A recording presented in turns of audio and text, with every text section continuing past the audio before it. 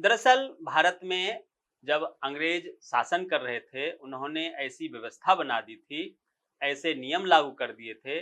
उन्होंने एक कूटनीति के तहत फूट डालो राज करो की नीति को शिक्षा में ला दिया था और उसकी वो खूबियाँ बताते थे। ऐसे ऐसे खूबियाँ बताते थे कि हमें लगता था कि अच्छी बात है। ये उनका गुप्त एजेंडा था और उसी एजेंडे के तहत उन्होंने पूरे देश में एक अपना अनुभव तैयार करके फूट डालो राज करो की नीति को अपनाया और हमारे देश पर करीब 2 साल तक राज किया। इतना ही नहीं, जब वो जाने लगे तब भी उन्होंने उस नीति को अपनाते हुए अखंड भारत को 2 खंड में विभाजित किया। फूट डालो राज करो के नीति के तहत ही हमारे देश को भारत और पाकिस्तान में बदल दिया। नमस्कार, मैं हूं नीरज कुमार और आप देख रहे हैं मोबाइल न्यूज 24। आज हम बात करेंगे एक रहेंगे तो नेक रहेंगे और बटेंगे तो कटेंगे वाली राजनीति की। जी हाँ, पिछले दिनों उत्तर प्रदेश के मुख्यमंत्री योगी आदित्यनाथ द्वारा एक बयान दिया गया था।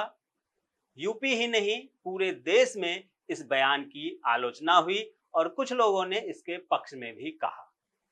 बयान क्या था, सबसे पहले वो मैं आपको बताऊंगा, लेकिन आपको ये भी जानने की जरूरत है कि इस बयान के बाद लोगों ने कहा हिंदू मुसलमान भाईचारे के लिए ये घातक है, सांप्रदायिक और समाज में द्वेष फैलाने वाला ये बयान है।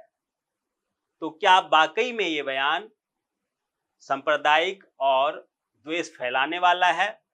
क्योंकि कुछ लोगों ने इसकी तारीफ भी की और इसे एकता का प्रतीक बताते हुए कहा कि एक रहेंगे तो नेक रहेंगे, अर्थात अगर एकत्रित रहेंगे देश एकजुट रहेगा और सभी मिलकर काम करेंगे तो विकास अच्छे से होगा। इन दोनों बयानबाजी में आप समझ गए होंगे, जो इनका विरोध कर रहे हैं वो विपक्षी दलों के अर्थात इंडिया गठबंधन से रिलेटेड लोग होंगे और जो इसका सपोर्ट कर रहे हैं उसको माना जा रहा है कि वो इंडिया गठबंधन अर्थात बीजेपी आरएसएस विचारधारा वाले, हिंदुत्व विचारधारा वाले लोग होंगे। लेकिन इन दोनों के बीच हमने भी कुछ आकलन निकाला है, इतिहास से कुछ खंगाला है। उसके आधार पर आज हम आपको बताएंगे कि इस बयान का सही मायने क्या है, इस बयान का अर्थ क्या है। आइए सबसे पहले हम आपको बताते हैं कि योगी आदित्यनाथ ने कहा क्या था। मैं आपको उनका भी आवाज सुनाऊंगा और अपने शब्दों में भी उसे मैं बताने की कोशिश करता हूं। दरअसल योगी आदित्यनाथ जी ने एक जनसभा को संबोधित करते हुए कहा था कि बटेंगे तो कटेंगे और एक रहेंगे तो नेक रहेंगे, अर्थात सुरक्षित रहेंगे। ये शब्द योगी आदित्यनाथ के हैं, एज इट इज। आप इसका वीडियो भी देख सकते हैं योगी आदित्यनाथ जी का। यहाँ पे मैं वीडियो चला देता हूँ। बहनों और भाइयों, राष्ट्र से बढ़कर के कुछ नहीं हो सकता, कुछ नहीं हो सकता। और राष्ट्र तब सशक्त होगा जब हम एक रहेंगे, नेक रहेंगे, तभी नेक रहेंगे। बटेंगे तो कटेंगे। आप देख रहे हैं ना, बांग्लादेश में देख रहे हो ना, तो वो गलतियां यहां नहीं होनी चाहिए। बटेंगे तो कटेंगे, एक रहेंगे तो नेक रहेंगे। इसमें एक रहेंगे तो नेक रहेंगे, सुरक्षित रहेंगे तक तो ठीक है। देश की एकता अखंडता के लिए जरूरी भी है, लेकिन कुछ लोगों ने इस लाइन को छोड़ दिया और बटेंगे तो कटेंगे के मुद्दे को अपने सुविधा के अनुसार पकड़ लिया। स्वाभाविक है, इस पर सियासी घमासान छिड़ गया। ये लोग अपने अपने दृष्टिकोण से इसका मतलब निकालने लगे और योगी आदित्यनाथ की भर्त्सना करने लगे, सांप्रदायिकता फैलाने वाला इन्हें बताने लगे। योगी आदित्यनाथ ने सोचा भी नहीं होगा कि उनके इस बयान से जातिवादी चेतना, दलित विचारक और क्षेत्रवादी की राजनीति करने वाले, अलग पहचान रखने वाले, छोटे छोटे मुद्दे पर लड़ने वाले लोग भी, राष्ट्र को बुरी तरह से विभाजित करने वाले लोग भी उनके इस बयान को संकीर्णता और सांप्रदायिकता वाला बताएगा। दरअसल आजादी से पहले अंग्रेजों ने एक नीति लाई थी, फूट डालो और राज करो। उसी नीति के तहत अंग्रेजों ने देश पर 200 साल तक करीब राज किया और जाते जाते भी उसी नीति को देश पर थोप दिया और उसी के तहत हमारा देश दो भाग में बांटकर अंग्रेज चले गए। इतना ही नहीं, जाने के बाद भी अंग्रेजों ने अपनी गुप्त योजना को यहाँ के कुछ लोगों के पास छोड़ गया और वो लोग आज भी जिंदा हैं, उनके विचारधारा को आगे बढ़ाने की कोशिश में लगे हुए हैं। जी हाँ, यह अंग्रेजों की बड़ी कूटनीति थी जो आज भी हमारे देश पर अप्रत्यक्ष रूप से उनके मंसूबे को पूरा करने में मदद कर रही है और हमारे देश को अंदर से खोखला कर रही है। क्या यह सत्य नहीं है कि सत्ता में रहते हुए जो कांग्रेस पार्टी कभी जातिवाद, समाजवाद, वामपंथी और जिहादी गठबंधनों का दिखावे के लिए विरोध करती थी, आज वह अचानक अपने सुर को बदल चुकी है, उनकी भाषा में बोल रही है। उनकी दृष्टि में भारत कभी एक राष्ट्र ना होकर राज्यों का संघ मात्र बनकर रह गया है।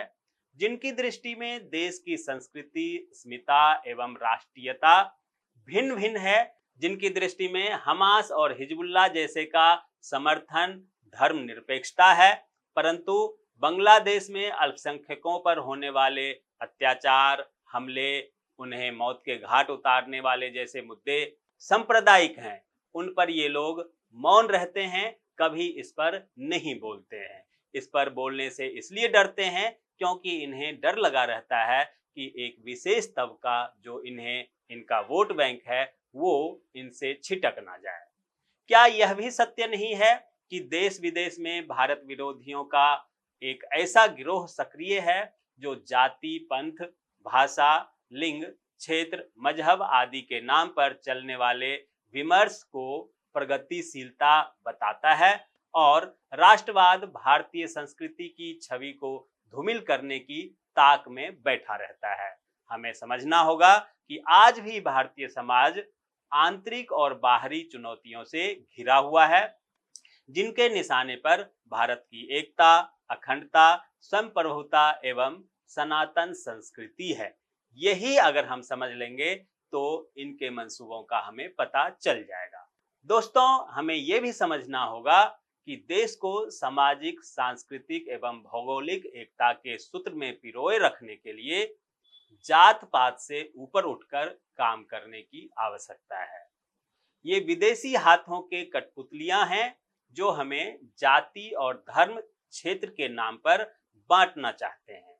उनके बहकावे में आने से पहले हमें एक बार फिर से ये समझने की जरूरत है कि गुलामी से पहले भी हमारी सबसे बड़ी दुर्बलता, सबसे बड़ी कमजोरी विभाजनकारी प्रवृत्तियां और विभेदकारी कुरीतियां ही थी, जिस कारण विदेशी आक्रांताओं ने, विदेशी अंग्रेजों ने, मुगलों ने एवं साम्राज्यवादी शक्तियों ने फूट डालो और राज करो की नीति का अनुसरण किया और हमें गुलामी की बेड़ियों में जकड़े रखा।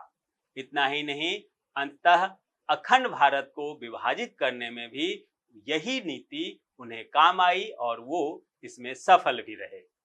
वही लोग फिर से अपना रूप बदल चुके हैं, अपने मुद्दे को भी बदल चुके हैं और मुद्दे को बदलकर आज फिर से उन्हीं पश्चिमी देशों के गुप्त उद्देश्य की पूर्ति करने के लिए हमें जातिवाद के नाम पर, क्षेत्रवाद के नाम पर, जात पात का मुद्दे को हवा देने के नाम पर हमें विभाजित करना चाहते हैं और हम पर राज करना चाहते हैं। योगी आदित्यनाथ के वक्तव्य को राजनीतिक पूर्वाग्रहों से विश्लेषित करने के स्थान पर अतीत के निर्णयों, युद्धों में मिली जय पराजय, हार जीत एवं भारत विभाजन के कारणों, परिणामों को अगर हम समझें तो साफ होगा कि योगी आदित्यनाथ का जो बयान था वो कुछ गलत नहीं था।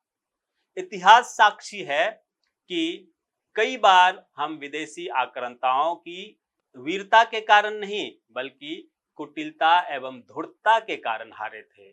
हमने अभूतपूर्व शौर्य एवं पराक्रम दिखाया था, परंतु अपनों के विश्वासघात के कारण हम पराजित हो गए थे। आपस में एकजुट नहीं रहने के कारण हमें हार का सामना करना पड़ा था। ये कई उदाहरण हैं, नाम मैं किसी भी का नहीं लेना चाहूँगा, लेकिन ऐसे बहुत सारे उदाहरण आपको इतिहास में मिल जाएंगे कि कई सारे राजाओं के पीठ में छुरा किसने घोंपा था। हालांकि हमारे नए पीढ़ी के बच्चे नहीं जानते हैं, लेकिन यह भी सत्य है कि भारत भूमि के विभाजन की विभीषिका विश्व के इतिहास की सबसे भयावह त्रासदियों में से एक है। परंतु घोर आश्चर्य की बात यह है कि उस विभाजन विभीषिका के मूल कारणों एवं भयावह परिणामों आदि को इतिहास के पाठ्यक्रमों में पढ़ाया नहीं जाता है। इतना ही नहीं, पुस्तकों में ये दर्ज भी नहीं किया गया है। कुछ दिनों से इस पर चर्चा जरूर हो रही है, लेकिन इस पर चर्चा होते रहने की जरूरत है। तभी हमारे नए पीढ़ी के बच्चे याद रखेंगे और उन्हें एकता का महत्व समझ में आएगा। उन्हें ये पढ़ाया जाना चाहिए ताकि वो एक रहने के लिए अपने आप को सोच सके। इनके बजाय आज पढ़ाया क्या गया? गंगा जमनी तहजीब। जी हाँ, गंगा जमनी तहजीब की जो लोग बात करते हैं, उन्हें ये सोचना होगा कि गंगा भी हमारा ही है और यमुना भी हमारा ही है। सदियों से हम शरणार्थियों को शरण देने वाले तहजीब के निर्माता भी हैं और इसका शुरुआत करने वाले से लेके आज तक भी हम लोगों को शरण देते आ रहे हैं। परंतु हमारे साथ होता क्या है? शरण लेकर लोग हमारे पीठ में छुरा भोंकते हैं, हम पर कुठाराघात करते हैं। आज हमारे देश में रोहिंग्या शरणार्थियों की संख्या इतनी है कि आप सोच नहीं सकते। हमारे सुरक्षा पर खतरा बना हुआ है। बांग्लादेशियों की बात अगर करें, बांग्लादेश में आज क्या हो रहा है ये हम सभी जानते हैं। किस प्रकार से शरणार्थियों को शरण देने के बजाय एक साजिश का षड्यंत्र करते हुए हमारे पीठ में ही छुरा घोंपते हैं। वो लोग आज क्रिमिनल बन चुके हैं और देश में जितने भी क्राइम होता है उसका हिस्सा कहीं ना कहीं रोहिंग्या मुसलमानों को माना जाता है। हमें अपने नए बच्चों को यह भी बताने की जरूरत है कि 1947 में अखंड भारत के विभाजन के कारण लगभग 1.5 से 2 करोड़ लोगों को विस्थापित होना पड़ा था। 12 से 15 लाख लोगों की मजहबी हिंसा एवं कट्टरता के कारण प्राण चली गई थी। सहस्त्र माताओं बहनों को अपनी अस्मिता बचाने के लिए अग्नि चिताओं में, नदियों में, कुओं में अपने आप को समाकर अपनी लीला समाप्त करने की मजबूरी दिखी थी। आज बांग्लादेश की स्थिति देख लीजिए, वहां क्या चल रहा है। इस पर मैं पिछले दिनों एक बहुत बड़े पत्रकार को सुन रहा था। वो कह रहे थे कि क्या हो गया, कल को अगर मुसलमानों की संख्या बढ़ ही जाएगी तो कौन सा आफत आ जाएगा, कौन सा तूफान हो जाएगा, कौन सा आसमान गिर जाएगा। भाई साहब, कुछ नहीं होगा, वही होगा जो आज बांग्लादेश में हो रहा है। इसलिए हमें उस पर डरने की नहीं लेकिन मंथन करने की जरूरत है, चिंतन करने की जरूरत है। आपको याद होगा, भारत की प्रधानमंत्री थी इंदिरा गांधी। जब बांग्लादेश का विभाजन हुआ था, उन्होंने एक कानून पास किया था, हम दो हमारे दो के।